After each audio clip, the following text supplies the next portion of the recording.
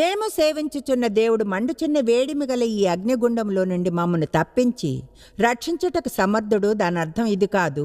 ఆయన తప్పించగలిగితే, ఒకవేళ సమర్థుడైతే, అయితే నిజంగా దాని అర్థం ఏమిటంటే, ఒకవేళ అదే శ్రేష్టమైనదైతే, దేవుడు చేయాలనుకున్నది అదే అయితే ఆయనే రక్షిస్తాడు.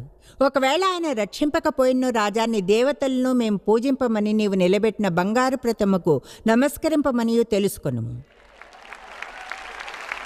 అంటే చెప్పాలంటే నువ్వేం చేయాలంటే అది చేసుకో, మేం మాత్రం యేసుని అనుసరిస్తాం. నువ్వేం చేస్తే అది చేసుకో, కానీ నేను మాత్రం నిర్ణయించుకున్నాను. బాయ్ అందుకు నెబుకద్నెజరు అత్యాగ్రహము పొందెను, ముఖ కవళికలు మారాయి.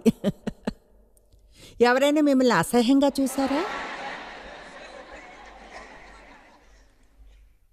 ఆ ముగ్గురు విషయంలో ఆయన ముఖము వికారమాయను కనుక గుండము ఎప్పటికన్నా 7 వేడిమిగా చేయమని ఆజ్ఞ ఇచ్చాను.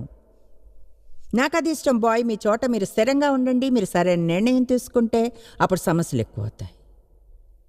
మరియు తన సైన్యములో నుండి బలిష్ఠుల్లో కొందరిని పిలువనంపించి ఆ ముగ్గురిని బంధించి వేడిమి కలిగి మండుచు